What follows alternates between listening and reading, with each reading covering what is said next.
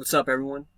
Hopefully you're doing good. In this video, what I'm going to do is kind of give you a general idea of SEO and how it actually kind of works. And a lot of people always ask me, is it worth it? Does it actually work? Or they tell me, why is it not working for me? So I'm going to try my best and clarify this for you. Now, I have two different search terms here. One is in Dallas, Texas, where there's a lot of roofers, there's a lot of people, super competitive area. The other one is in Spur, Texas, outside of Lubbock. It's a super small town, not that many people. It's not so competitive. So these are two different places, two different population sizes, two different types of competition. Now, for example, in Dallas, there's a lot of people, a lot of roofers. There's a lot of competition, so it's very cutthroat. People that are on this first page here, even the people that are running advertisements, they are spending money. They're investing a good amount of money to be at the top and stay at the top. So that's important to keep that in mind. Like if you're in a big area, and you don't want to spend and you want to get to the first page, it's going to be very hard and it's going to take a lot of time and a lot of skill. So that's just something to keep in mind for you right now. What I'm not saying is don't do SEO if you're in a big area and you're on a limited budget. You should always put out a website. You should always put out content about what you do, and you should always optimize your site the best you can, because search results change all the time. Search results change all the time. Whoever's at the top now may not be at the top tomorrow. It could be that a lot of these people go out of business, and if you put out your website and you optimize it with years or months or weeks, who knows, it could actually show up if you're taking the right steps. So hopefully I'm not confusing you and this makes sense. Now, that's the main topic I wanted to say is if you're in a competitive area, it's going to cost money to get there, and it's going to take time. Even if you're spending money, or even if you're super skilled, it's going to take some time for you to get to this first page. Now, there's a few ways to get here. There are the listings. These are the most common.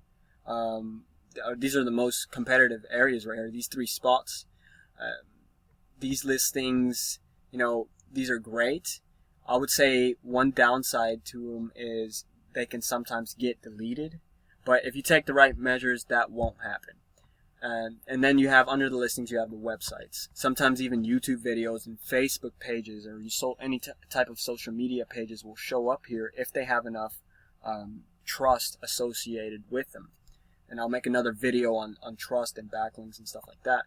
But those are basically the main ways to show up on the first page. And as you can see, there are limited spots here. So I know for sure that there's more than, let's say, 25 roofing companies in the DFW area. I know that. There's hundreds of them, and only a select few make it to this first page. And the reason they did is because they spent the money and spent money on somebody who had the skills or had the skills themselves, and still spent some money to get there. So it's important to understand that. Now, this is in Spur. Very small population size, not that many competitors. The one who's at the top has, it's a temporarily closed business. There's not so much competition. So in this area, you can get away with spending less on SEO, and it's going to get you there. You're going to get there in less amount of time. You're going to have to cut through less amount of people. So if you're in a smaller location, you don't have so many competitors, I would definitely take the SEO route very aggressively if you're planning on having a successful business. Just because nowadays people search for anything that they need, and if you want to show up, make sure you have a good online presence as far as SEO. So get your listing set up and get a website. With this, with smaller areas, you're not going to have a lot of calls. You may have a lot of calls, but in most cases, in smaller places, or even smaller search terms, the call volume is less, but it is still there. You know, it is still a line in the water. When somebody does search, they will call you, and then next thing you know, that person will refer you to other people. So it grows your word of mouth base even more. So that's kind of, hopefully this video made sense. I just wanted to give you guys a good contrast between doing SEO in a competitive area and doing SEO in a smaller, not so competitive area. Obviously, smaller locations, less competitive, takes less time. You know, you may be at the first page, but your phone won't be blowing up with calls, as opposed to, you know, a bigger location where you get to the first page, your phone is blowing up with calls because there's so many people searching. So this is something to keep in mind. It's always worth it to build out a website, and always worth it to build out your listing for SEO. Like I said in the beginning of the video, you don't know what's going to happen. Some people might go out of business.